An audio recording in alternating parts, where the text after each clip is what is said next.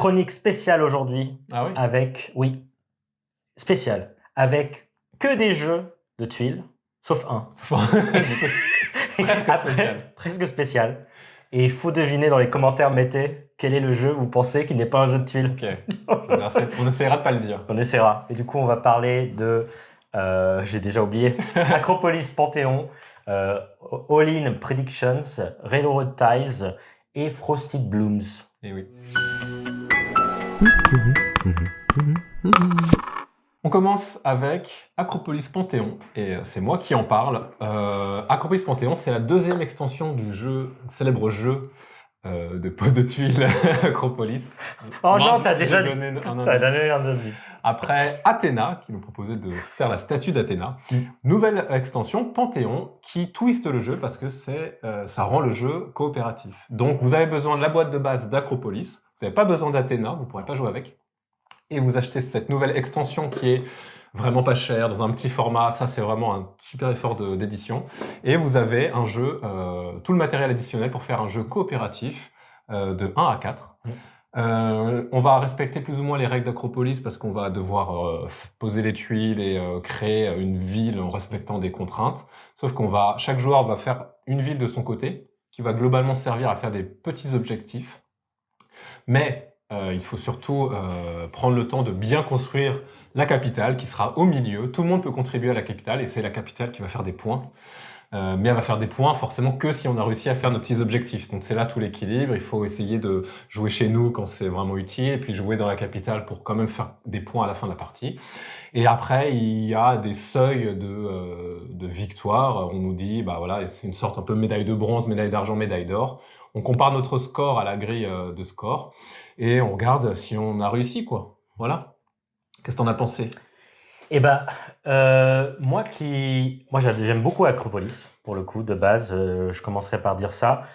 J'aime bien aussi l'extension qui était celle d'avant, Athéna. J'avais beaucoup aimé au final. Et là, bah, c'est un jeu coopératif dans lequel on va construire une grande cité. Et moi, j'aime bien la présence sur table de ce jeu. Parce que moi, dans Acropolis, des fois, il faut être... on s'étend pas autant. Alors, tu peux jouer à deux et à jouer avec toutes les tuiles, mais ça devient un peu quand même n'importe quoi. Alors que là, tu agrandis ta ville et c'est assez plaisant de prévoir bien tes objectifs que tu as actuellement et après de jouer tes tuiles soit chez toi et tout ça. Ce qui est dur, c'est vraiment le truc le plus difficile, c'est savoir est-ce que je dois jouer chez moi ou est-ce que je dois jouer sur la ville parce que ce qui va scorer, c'est sur la cité, la capitale. Et bah ça, c'est vraiment assez dur aussi. Mais au même temps, je trouve que c'est un jeu quand même qui est plaisant. Mais moi, le problème que j'ai vu, c'est de jouer à plusieurs. Mais peut-être pas avec les bonnes personnes. Désolé, ne vous sentez pas visé. Moi, je me sens visé. Mais je pense que en tout cas, le jeu solo, pour le coup, c'est très bien aussi comme jeu solo. Je pense que t'en diras encore plus parce que c'est un peu toi l'expert du jeu solo du Losers Club. Mais moi, j'ai vraiment pris plaisir quand même à essayer de faire mon petit environnement. Ça m'a donné une vibe un peu à la Dorf romantique de mon côté, d'essayer de faire les objectifs.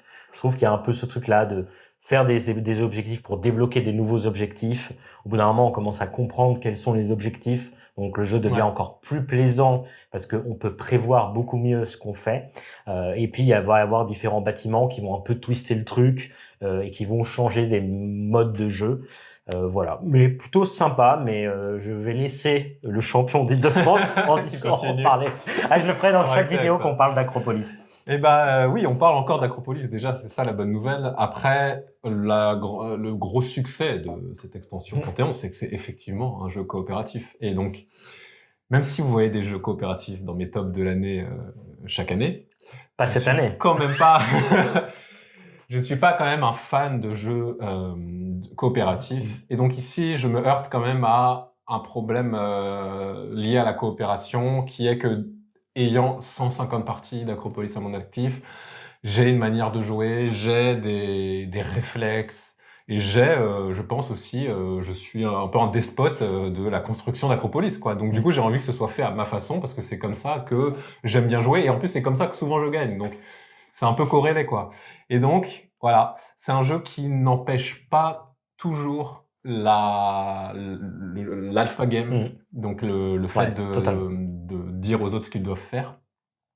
Et donc, voilà, il faut en être conscient. Donc, dans un groupe très sain, et ben, ça permet de discuter. Ah, tu penses qu'on devrait le mettre là? Ah, on pourrait le mettre là. Donc, c'est aussi une qualité dans ce sens-là. Mais par contre, voilà, j'ai refait la dernière partie que j'ai fait à 2. Et ben, on me disait, tu penses que c'est bien là? Non, je pense pas. Mais tu fais comme tu veux, hein. Mais moi, je pense que c'est pourri.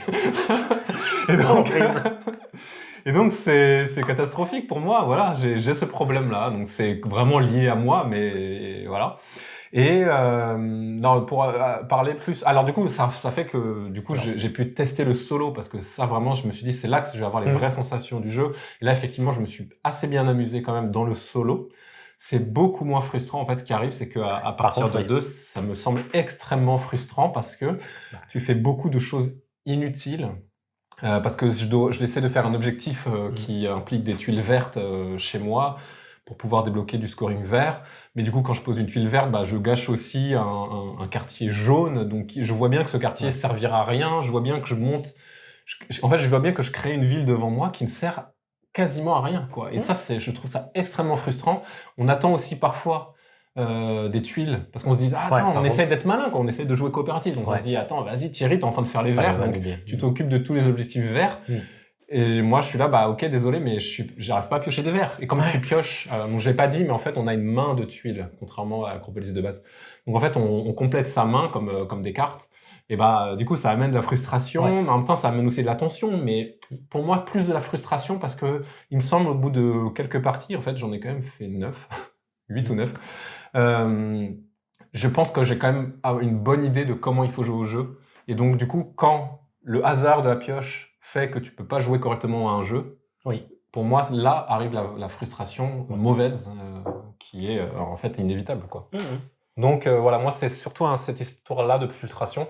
Après, quand tu es solo, du coup, tu as beaucoup moins cette frustration. Tu peux gérer comme tu veux, tu peux faire ta gestion comme tu veux. Mais donc bravo pour le pari réussi d'avoir transformé Acropolis en un jeu coop. Il me semble que c'est assez bien réussi. C'est pas du tout comme j'aurais pu l'imaginer. Il y a vraiment des nouvelles mécaniques. Ils ont vraiment, voilà, il y a vraiment un effort d'autorat. Mais peut-être trop tardif après 3 ans d'Acropolis. Très dur de sortir d'Acropolis pour quand même jouer un peu à un nouveau jeu, quoi. Ouais. Alors qu'Acropolis, franchement, c'est devenu un jeu culte. C'est un jeu que, voilà, je pense qu'il sortira jamais, on s'ennuiera jamais d'Acropolis. Ça reste un des meilleurs jeux de tuiles, toujours. Et, mais la version coop, je suis pas sûr qu'on le sortira souvent. Et tu vois, tu dis, c'est moi qui je pense que le jeu t'empêche pas de faire de l'alpha gaming. Et pour moi, c'est un défaut du jeu et pas un défaut de toi. Pas que je veux voilà, c'est parce que je pense que c'est un problème aussi de même si on a les tuiles dans notre main, en fait on peut les décrire. Donc en fait, effectivement, c'est pas hyper plaisant à jouer là-dessus, je trouve aussi. Donc même pour moi, je trouve qu'en jeu solo, c'était plus rassurant parce que effectivement, j'ai pas envie d'être mené, j'ai envie de faire ma propre construction, j'ai envie de faire mes propres choix. Et ça, même si je prends plaisir quand même à avoir une direction et un apprentissage d'Acropolis, mais bon, peut-être pas avec Panthéon, revenir à Acropolis normal et là apprendre plus, quoi. En plus, Acropolis, c'est un jeu assez exigeant en termes de spatialisation et de pose de tuiles. C'est vraiment un jeu qui a twisté pour moi une certaine visualisation, quoi. La forme de ces tuiles de base, quoi, déjà, est un twist. Donc en fait, du coup, voilà, ce jeu coop qui n'empêche pas l'alpha gaming avec autant de manières d'interpréter les choses et autant d'apprentissage de partie en partie, parce que même vous, si vous avez joué à Acropolis, vous savez que la première est totalement différente de la 5e et encore différente de la 10e. Donc il y a un tel apprentissage et il existe aussi dans Panthéon. Vraiment, ma première partie dans Panthéon j'ai vraiment détesté et j'ai beaucoup mieux aimé la 2e et la 3e. Enfin, un peu mieux aimé la 2e et beaucoup mieux la 3e. En fait, ma note, je suis parti sur un 2 parce que j'ai besoin de mettre en lumière le fait que j'y joue là pendant 2 semaines. J'ai envie d'y jouer un petit peu. J'ai envie d'essayer les 3 modules qu'il y a différents en solo. Et après, j'ai plus envie de les jouer. Et là, la preuve, c'est ça, c'est l'exemplaire de Michael. Moi, j'ai Acropolis et j'ai pas envie d'acheter Panthéon. J'ai pas envie de l'acheter, j'en ai pas besoin. Donc, pour moi, c'est un 2, en fait, cette définition-là. J'étais en train de me réfléchir à louer à offrir, mais... Parce que moi, c'est un 3. Mais parce que j'ai passé quand même un bon moment de jeu solo. Une blague. Enfin, J'étais en train d'y penser, hein, c'était même pas une blague. J'étais là en train de dire, je pourrais lui offrir, hein, au pire, bon. Et non, mais du coup, moi, c'est un 3 parce que j'ai quand même pris du plaisir à jouer à un jeu solo, ce qui est rare chez moi. Et j'ai envie d'y retourner quand même de temps en temps pour voilà, faire une petite partie, construire ma capitale, mais plus dans un côté... voilà, un petit côté chill, mais je mettrai quand même la note de 3, j'ai envie de la garder, du coup, proche de moi. Voilà. vous regardez quelqu'un qui a déjà fait une partie d'Acropolis tout seul à 4 joueurs, donc Oui, bon, c'est vrai. j'ai pas besoin de variante solo. Mais moi, ce que je me demande, c'est est-ce que c'est toujours une bonne idée de rendre un jeu compétitif en mode coopératif? Moi, je sais pas, je pense que, bon, après, ça débat, c'est de la philosophie là, mais moi, j'aime bien quand un jeu, il est créé de manière coopérative, et parce que il a été pensé comme tel, mais effectivement, le pari est réussi, mais ça n'enlève pas que le jeu de base est quand même beaucoup mieux au niveau compétitif, et c'est pas un jeu, voilà. Et moi, je pense que s'ils avaient vraiment fait une idée nouvelle, un Acropolis, sans, du coup, là, ils ont besoin du jeu de base. Et donc, en fait, il faut s'adapter au jeu de base. Et peut-être que ça aurait été un meilleur jeu, selon moi, si c'était un nouveau jeu. Et en même temps, bien joué de faire une extension. C'est très rigolo de faire ça. C'est rare. C'est rare. On passe à All-in Predictions, un jeu avec des cartes. Ouais. Alors, globalement, c'est un jeu de poker, mais dans lequel, cette fois, notre main de poker, on va avoir 5 cartes et on va pouvoir améliorer notre main de poker en utilisant certaines de nos cartes. On va avoir des cartes qu'on va pouvoir soit les garder pour notre main de poker finale, soit les jouer pour activer leur pouvoir. Et les pouvoirs, c'est quoi? Globalement, c'est prendre des nouvelles cartes pour améliorer notre main de poker.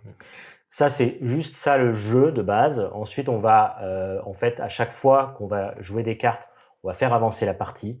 Au bout d'un moment, quand il y a, selon le nombre de joueurs, assez de cartes, ça va déclencher la fin de partie. Et à ce moment-là, on va devoir parier sur la personne qui a, selon nous, la meilleure main de poker parmi tout le monde. Et donc, les mains de poker, j'ai pas dit, mais c'est des brelans, donc 3 classiques, quoi, et etc. Et le jeu, globalement, quand on parie, il y a une sorte de mise commune à gagner, donc de l'argent, hein, mais c'est en fait des points de victoire surtout.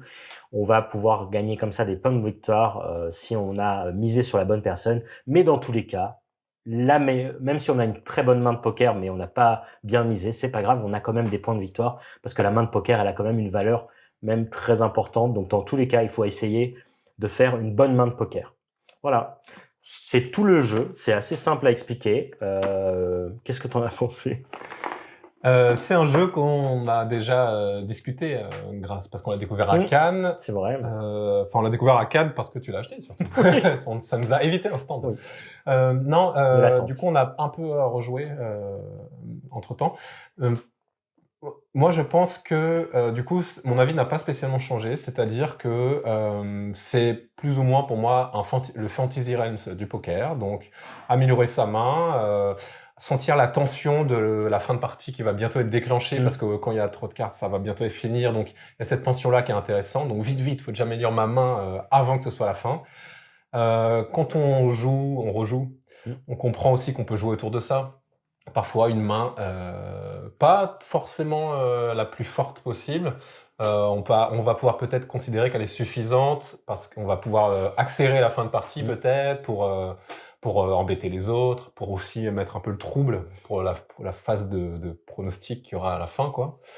Mais moi, mon problème, c'est que déjà, je trouve que c'est pas normal que ça dure que 3 manches. Pour moi, c'est un jeu qui devrait se jouer soit tu fais qu'une seule manche, quoi, comme Fantasy Realms, voilà. Soit, en fait, il faut faire plus de manches. Parce que là, tu retrouverais, pour moi, en fait, ce qu'il y a dans le poker, le vrai poker, que ça se lisse au fur et à mesure, que parfois t'as une bonne main, parfois t'as une mauvaise main. Pour moi, je retrouverais mieux ces sensations-là si c'était un peu plus long, quoi. Et puis, voilà, on a des Skull King qui se jouent en 10 manches. Moi, je vois pas pourquoi All-in Prédiction pourrait pas jouer en 5 manches ou plus, quoi. Donc, qu'on sente quand même la progression, qu'on sente quelqu'un qui commence à avoir plus de points que les autres, voilà, qui se crée quelque chose autour de la table. Moi, je trouve que c'est trop court, overall. Et après, le fait de faire des bonnes mains, j'avais trouvé que c'était trop facile à une époque, à notre partie découverte. Après, j'ai vu une autre partie où on avait plus de mal à faire des bonnes mains. Ouais. Donc finalement, c'est un truc que je mitige un peu. Moi, ça m'a plus satisfait d'avoir des mauvaises mains. En fait, ça m'a plus fait rire, d'avoir plus ce doute-là. Voilà. Quand tu sens qu'il reste un tour de table et tu dis alors c'est quoi? Parce qu'il y a un pouvoir qui permet de demander. Alors Mickaël, c'est quoi ta meilleure main? Bah là j'ai rien. Bah, tu dis, ah ouais c'est marrant et tout. Donc là ça fait et que la personne ambiance. qui a la meilleure main c'est une paire. C'est ça. Donc ça existe et c'est assez cool. Et pour finir, je dirais que il partage un défaut avec The Gang, qui est que il y a la tentative de mettre un thème. Donc The Gang, je vous rappelle qu'on fait des braquages. Ah ouais, j'avais totalement oublié. All-in prédiction, on fait de la prédiction, de la voyance. Mais en fait, derrière, c'est un jeu de 54 cartes. Et en fait, moi, je pense que ça me pose problème. Alors, c'est complètement personnel. C'est un truc que j'entends pas spécialement autour de moi. Mais voilà, pour la même raison que The Gang, j'avais pas aimé ça. Et bah, si tu fais un jeu, change le nombre de cartes, mais fais quelque chose, colle à ton thème, je sais pas.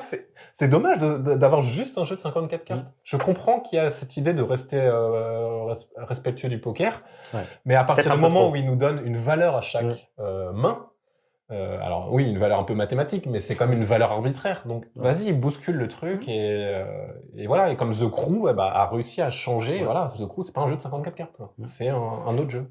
Voilà, c'est ça. Moi, c'est ça que je trouve ça un peu dommage, qu'au final, tu sais que tu joues un roi de cœur, tu sais que tu joues un 6 de pique, alors que ça pourrait être marrant de jouer autre chose, quoi. Enfin, un tout petit peu twisté. Voilà. J'ai même des carreaux. Des scarabées carreaux. Voilà. Bah moi, je trouve ça quand même assez sympa. Il y a des trucs je trouve qui peuvent se passer sur la table, qui sont empêcher les autres de faire leurs mains. Je trouve que les jeux de regard, le jeu de bluff, le côté qu'on peut trouver dans un love letter, bon ça a rien à voir, mais il y a ce truc d'ambiance que moi j'aime bien. Et je trouve que le jeu, voilà, il crée ce truc d'ambiance en retirant ce qui est le plus perturbant pour moi dans un jeu de poker, qui est la mise et l'argent, tout ça. Donc ça, voilà, je trouve ça plaisant. Moi, ma petite déception, c'est sur les cartes, effectivement, mais moi, ça va être plus sur les pouvoirs. Effectivement, les pouvoirs, c'est juste des pouvoirs de piocher des cartes, des trucs très, très basiques et un peu ennuyants, en fait. Moi, je m'ennuie à jouer des cartes pour leurs pouvoirs. Et du coup, c'est peut-être mon côté à moi quand je joue des cartes, je veux qu'il y ait des petits trucs, quoi. Hein. Pas que ça explose, je veux pas que vous volez chez les autres, mais je veux un truc d'un peu plus. Et je pense que ça rejoint sur ton truc de 54 cartes. Je trouve que, effectivement, en fait, c'est un peu trop balisé et ça prend, du coup, aucune envergure. Le jeu ne prend pas son envol, ne prend pas sur la table, c'est sympa. On passe un bon moment, mais on va pas faire un truc qui va renverser pour ce que c'est le jeu. C'est-à-dire que c'est quand même pas un jeu de poker. On n'est pas sérieux. Et en fait, le côté... Non mais, si c'était sérieux et que c'était hyper réfléchi, hyper calculatoire, et peut-être c'est ce qu'il veut être le jeu, mais je trouve que sur l'ambiance et tout, ça crée pas ça. Et du coup, comme ça crée pas ça, à l'inverse, je préférais plus de pouvoir. Voilà. Tout ça pour dire ça. Et sinon, voilà, je passe quand même un bon moment. Je lui mettrai la note de 3. Je suis abonné. Je passe direct à la note. Je suis abonné à ça. Parce que, en fait, j'ai quand même envie de le montrer. J'ai quand même envie de le ressortir. J'ai quand même envie d'y jouer. Mais il me manque un petit truc, quoi. Et moi, je pensais, tu vois, effectivement, les 3 manches, c'est court. Et on nous avait dit, pourquoi pas faire au point. Au point, c'est pas mal, comme dans certains jeux, comme certains jeux de cartes. Oui, le premier qui a tant de points. 50 points. Bon, je sais pas, non, pas 50 points parce que ça va vite. Mais voilà, un certain nombre de points et en fait, on joue jusqu'à... et ça pourrait être plus sympa peut-être et ça crée quelque chose. Il y a des variantes aussi qu'on n'a pas fait, mais... c'est léger. C'est léger. On joue avec la défausse. Ça c'est pas mal de jouer sur la défausse. Mais voilà, ça va pas renverser le jeu, ça va pas le transformer dans quelque chose où... voilà, moi je suis juste dubitatif sur ce que veut être le jeu. Est-ce que c'est un jeu d'ambiance? Est-ce que c'est au contraire un jeu de poker sérieux? Je sais pas trop. Et c'est voilà. Et du coup, bah, c'est ma note de mitigée qui est de 3. Mais en même temps, je trouve du coup, en fait, il gagne à être rejoué Ouais. parce en fait, ça peut se jouer aussi très vite. Très vite, ouais. Donc ça fonctionne bien. Et ouais, ce que tu disais effectivement sur, oui, il y a pas d'envergure dans les cartes. On va en reparler dans un autre jeu, mais il y a vraiment cette idée-là que oui, une carte n'est pas significative. Et ça rejoint mon idée du thème, c'est que oui, effectivement, bah pourquoi un 3 de pique, il me permet de prendre une carte? Pourquoi un 6 de carreau, il me permet de faire ça? En fait, je ressens pas ce truc-là. Voilà, donc c'est ça aussi qui fait que c'est ennuyeux. Après, moi, j'aime bien les pouvoirs tels qu'ils sont, mais ça appelle peut-être à une petite extension. Et moi, je serais pas contre voler dans la main des autres, peut-être. Enfin, pourquoi pas? Pourquoi pas, en vrai, pourquoi pas.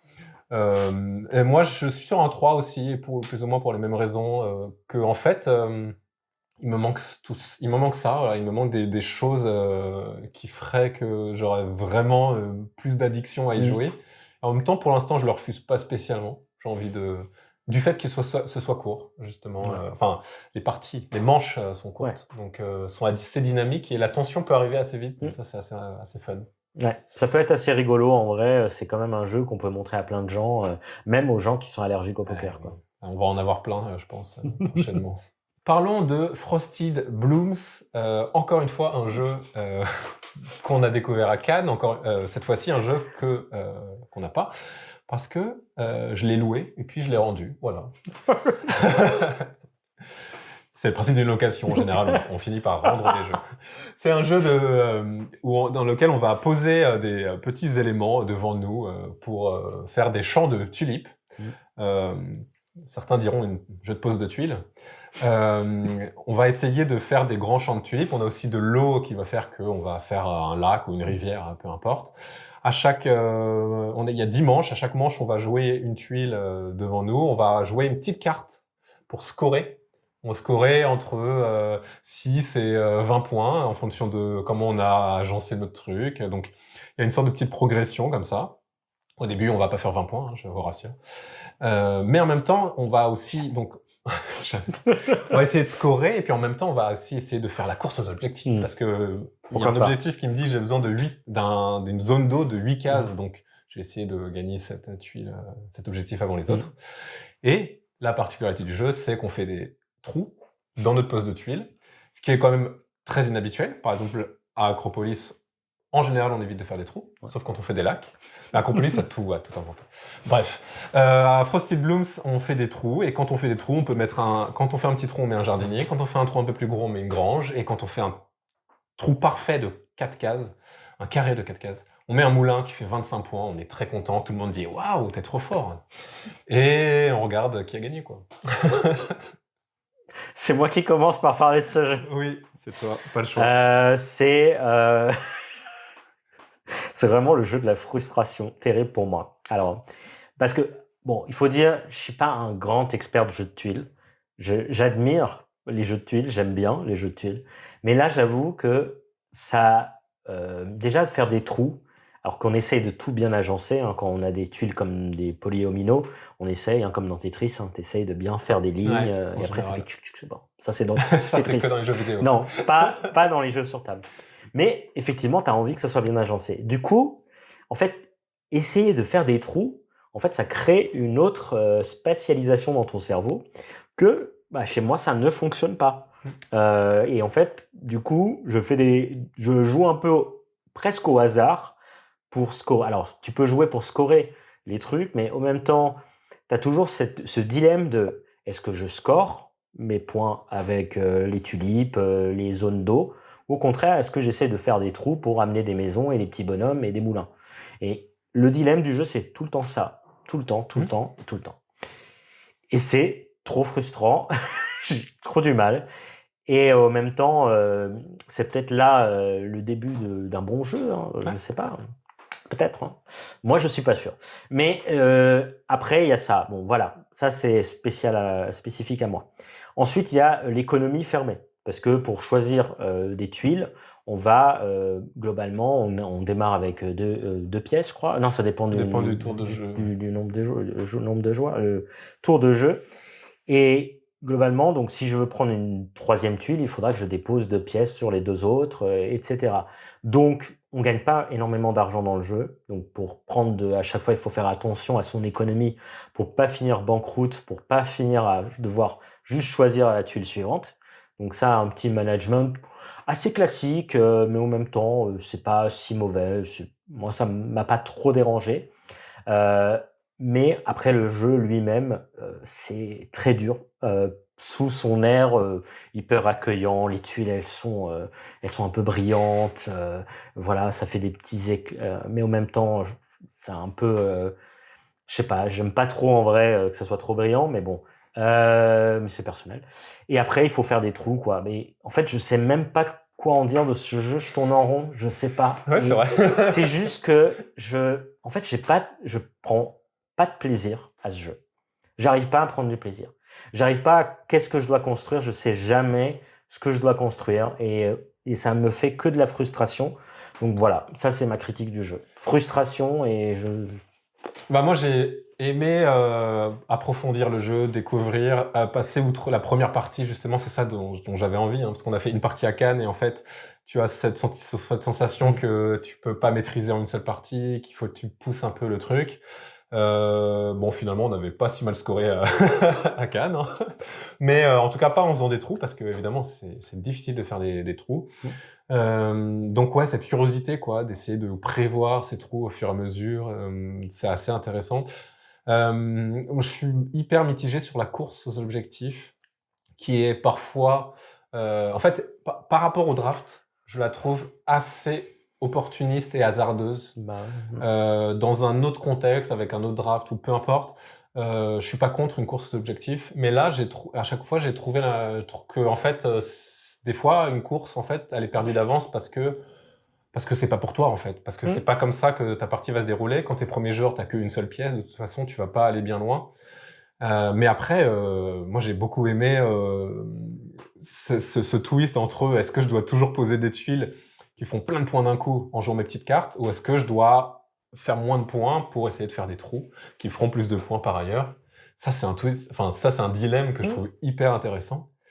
Et de rigoler à bout d'un moment, peut-être un peu nerveusement, de se dire mais j'arrive pas à faire des trous, j'essaye, j'arrive pas. Bon, ça c'est très rigolo.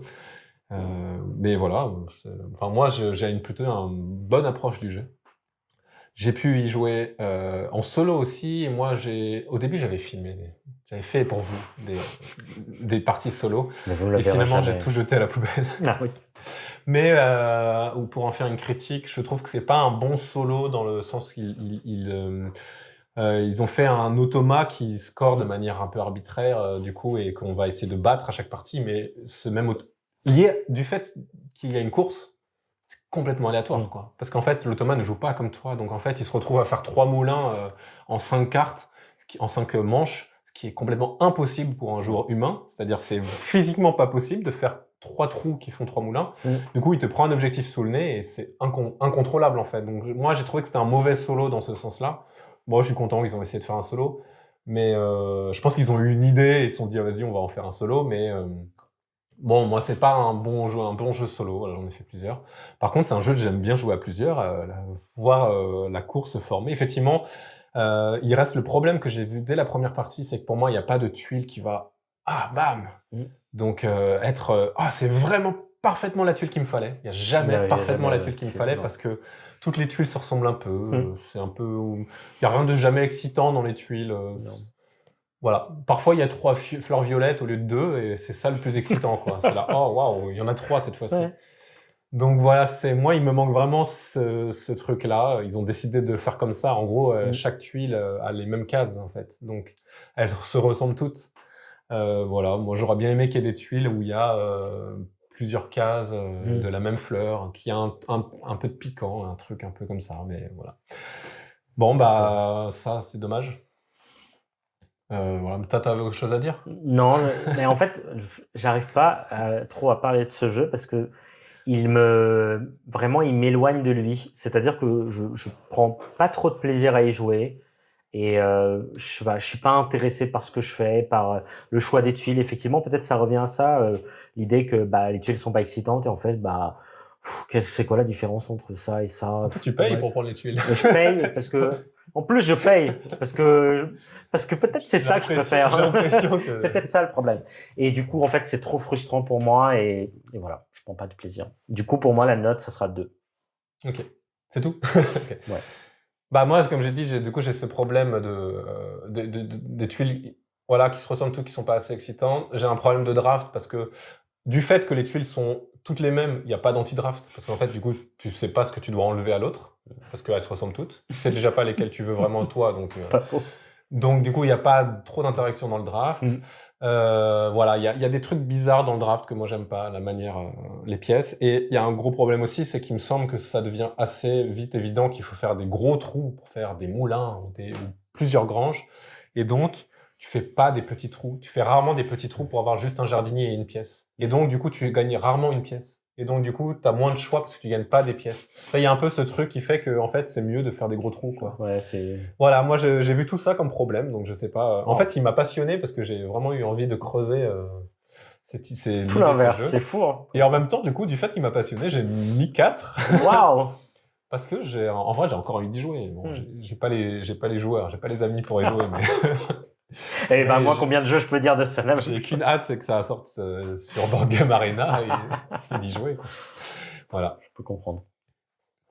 Donc j'ai mis 4. Je parle un peu comme ça dans la vidéo.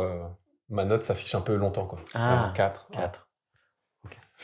Et dernier jeu, Railroad Tiles de Jalmar Hatch et Lorenzo Silva, qui sont connus pour Railroad Inc. Waouh. Wow. Et aussi King's Dilemma, rien à voir. C'est vrai? Oui, King's Dilemma. C'est assez fou, hein, comme quoi. C'est Horrible Guild, qui est donc c'est localisé chez Yellow. Je sais pas pourquoi je vous donne tout ça, mais allons-y. C'est un jeu un peu spécial puisque c'est mon cadeau d'anniversaire de la part de Thierry. Et donc c'est globalement, je le tiens à l'envers, ça va être insupportable. C'est un jeu dans lequel on va faire des petits chemins de fer, mais pas seulement, on va faire des routes aussi. En clair, c'est un jeu de tuiles. C'est un jeu de tuiles avec un draft un peu particulier puisqu'en fait on va avoir le choix, contrairement à d'autres jeux de tuiles, cette fois on va avoir le choix à un nombre de tuiles qui vont être toutes différentes bien sûr, et on va avoir des localisations où on va avoir soit 2 tuiles, 3 tuiles, 3 tuiles et 4 tuiles. Si on joue à 3. Si on joue à 3. Si on joue à 4, on a 2, 2, 3, 3, 4. Ouais. Et donc, à son tour de jeu, si on est le premier, on va choisir un endroit. Et bien sûr, à la prochaine manche, on recommence par celui qui a pris le moins de tuiles, ça sera le premier. Celui qui a pris le plus de tuiles, ça sera le dernier. Donc, c'est assez bien équilibré là-dessus. Et dans ce jeu, on va essayer de faire des petits... on va essayer de faire un rectangle dans lequel on va essayer aussi de pas laisser trop de trous, d'espace de sortie de route, on va dire, parce que en fait, on a des petites routes et des petits chemins de fer, et à chaque fois que ça part dans une direction, si ça s'ouvre vers l'extérieur, ça nous fera des points négatifs. Et ça c'est par rapport au jeu de base, hein, Railroad Inc., c'était comme ça aussi. On devait, à la fin, on comptait tous les points positifs par rapport aux points négatifs, et il y en avait pas mal des points négatifs. Donc on reprend un peu cette idée-là. Et ensuite, en fait, on va essayer surtout après d'agencer ces différents routes et chemins pour faire des chemins continus entre les routes ou des chemins de fer continus, dans lesquels, en fait, on va à chaque fois révéler des petites tuiles. À chaque manche, on révèle des petites tuiles qui vont nous indiquer qu'est-ce qu'on va pouvoir récolter comme moyen de transport. Et il y en a 3. C'est à pied, donc des petits bonhommes, les voitures et les trains. Vous avez compris que les voitures, elles vont sur les routes, les trains vont sur les chemins de fer, et les petits bonhommes, ils vont partout. Parce que ils peuvent être sur les bords des chemins de fer. Ils peuvent être sur les routes, c'est un peu dangereux. Il faut faire attention. Et voilà, tout le sel du jeu, globalement. Moi j'aime les jeux de pose de tuiles, donc je pars avec un bon a priori. J'avais un bon souvenir de Railroad Inc. parce que aussi j'aime les Roll and Write. Un Roll and Write, j'avais pas précisé. Donc là, eux, ils ont tout compris comment me séduire. Par ailleurs, c'est assez joli en plus. Après, voilà, il y a pas mal de choses assez communes, un draft assez commun, pas forcément facile parce que les tuiles, ça va quand même être souvent un casse-tête. Du fait on te récompense si tu as fait un carré un peu compact. Donc ça va globalement être le plus dur et en même temps la meilleure des contraintes parce que c'est aussi ce qui fait bien réfléchir. Voilà, un petit aléa dans lequel ordre vont sortir les voitures, les trains, dans quel ordre je vais scorer les choses. Mais on se retrouve après à faire la même chose, donc ça, bon, c'est pas grave, mais voilà. Et ces 3 fameuses tuiles en plus, qui vont nous donner des objectifs, qui est une variante, hein, mais nous on a tout de suite joué avec ça parce que ça rajoute aussi du dilemme et c'est assez intéressant. C'est bien, ouais. Donc en fait, à intervalles réguliers, on va devoir mettre une tuile en plus. Tout le monde a les mêmes et c'est des petites tuiles objectifs. À chaque partie, ça change et c'est des contraintes en plus. Donc si j'ai la mairie, eh ben faut qu'elle soit au centre de ma ville. Si j'ai le temple, inversement, faut éviter de mettre des voitures à côté parce que le temple, vous comprenez. Faut du silence. Voilà. Donc voilà, en fait, on est plutôt en terrain connu. Après, moi, je suis pas trop fan des poses de tuiles qui s'étendent un peu, le côté Carcassonne avec les routes non finies. J'ai un peu le côté, pourquoi je vais par là si c'est pour pas la finir. Donc là, Railroad Inc. et du coup Railroad Ties ont ce twist de dire, t'auras moins un point par tuile que tu fermes pas. Donc ça, c'est l'idée générale qui est quand même assez bonne. Il se trouve que du coup, je m'amuse assez quand j'y joue. Voilà, il n'y a pas de draft fou furieux, c'est juste quand c'est mon tour de jouer, j'essaie de prendre ce qu'il y a de mieux pour moi. Je regarde pas spécialement les autres. Il n'y a pas d'interaction outre mesure dans le jeu, mais je prends un petit plaisir à y jouer assez rapidement. Il y a écrit 30-45, oui, ça peut même se jouer en 30 assez facilement. Voilà, parce que j'aime bien la pose de tuiles, c'est ça le prérequis en fait. Ouais, c'est vraiment le prérequis et effectivement, c'est presque un jeu solo en commun, quoi, ensemble. C'est parce que c'est très bizarre parce qu'à aucun moment, effectivement, tu essayes de prendre les tuiles des autres. Et puis en plus, moi, ce que j'aime bien, c'est la prévision de ce qui va arriver. Et tu peux, en fait, parce que normalement, tu prends une petite voiture, par exemple, mais en vrai, si tu as des étoiles, tu peux la changer contre un truc qui va te faire scorer plus. Donc ça, c'est plutôt sympa d'avoir donné sa petite liberté. Et puis, en vrai, c'est chill. C'est vraiment très agréable à jouer, mais pas pour autant. C'est quand même, on réfléchit bien, on fait attention à pas trop se disperser, sinon on score rien, Michael. Et parce que voilà. Et moi, je trouve que effectivement, c'est assez essentiel pour moi les tuiles objectifs. Les tuiles objectifs, vraiment, elles créent un petit plaisir dans quel ordre on va les débloquer, parce qu'en plus, on peut choisir dans quel ordre on débloque. Ouais. Et ça, c'est assez sympa de dire, là, j'essaie de connecter ça, là, j'essaie de faire ça. Et mais moi qui aime pas trop les jeux à cocher, tu vois, j'avoue que Railroading, j'avais bien aimé, on avait joué sur BGA et j'avais bien aimé sur BGA. Mais là, moi, j'aime beaucoup y rejouer. Après, effectivement, ça peut jouer à 2, c'est pas essentiel de jouer à plus, mais en même temps, c'est vraiment assez rapide à jouer, même à plusieurs. Mais ouais. Puis moi, pour ce genre de pose de tuiles avec des réseaux, je trouve qu'il y a vraiment toutes les... c'est des tuiles carrées, mais pour autant, il y a un peu toutes les trucs, quoi. Il y a des tuiles qui sont juste une ville et en fait, il n'y a aucune route dessus. Elles servent à compléter les trous, à faire des groupes de villes. Et puis, il y a des tuiles avec des échangeurs, donc... t'as des gares qui vont avoir à la fois de la route et de la rail, et puis voilà, donc il y a tout ce truc-là où moi je prends un plaisir à construire mon réseau. Tu peux avoir là, tu peux avoir la bonne tuile. Oui, c'est ça. Là, elle est la bonne tuile. Là, yes, pile la bonne tuile. Donc c'est ça en fait qui fait que, bien que je trouve que c'est un jeu relativement fade en termes de game design de manière générale, en termes d'interaction, oui. Et en fait, il m'en reste quelque chose de assez positif. Oui. Parce que je prends un plaisir immédiat à faire mon petit truc. C'est presque un plaisir primaire. C'est assez spécial. C'est le truc que moi je retrouvais quand je joue en solo avec Acropolis Panthéon, je le retrouvais un peu aussi, tu vois. Il y a ce côté, sauf que là, je le retrouve avec d'autres gens, alors que Panthéon, je le retrouvais pas avec d'autres gens. Et donc ça, je trouve ça assez plaisant de faire mon petit truc à côté. Et puis, c'est joli, il y a une présence sur table quand même, c'est assez important. Et ouais, moi, j'aime beaucoup. Ouais, donc voilà, je sais pas combien j'en ferai dans ma vie, mais du coup j'ai décidé de mettre 3 parce que voilà, il y a ce qu'il faut pour me faire passer un bon moment. Ouais, moi je vais être j'hésite entre le 3 et le 4 parce que en fait ce que j'aime bien c'est que même si ça révolutionne rien, ça le fait très bien et ça fait très bien c'est un bon jeu de pose de tuiles, je trouve. Et donc je vais aller lui mettre 3 aussi pour rester parce qu'on sait jamais parce qu'après je regrette des notes et ils finissent avec une bourse au jeu. Donc voilà, 3, mais c'était un bon cadeau d'anniversaire, je tiens à dire quand même.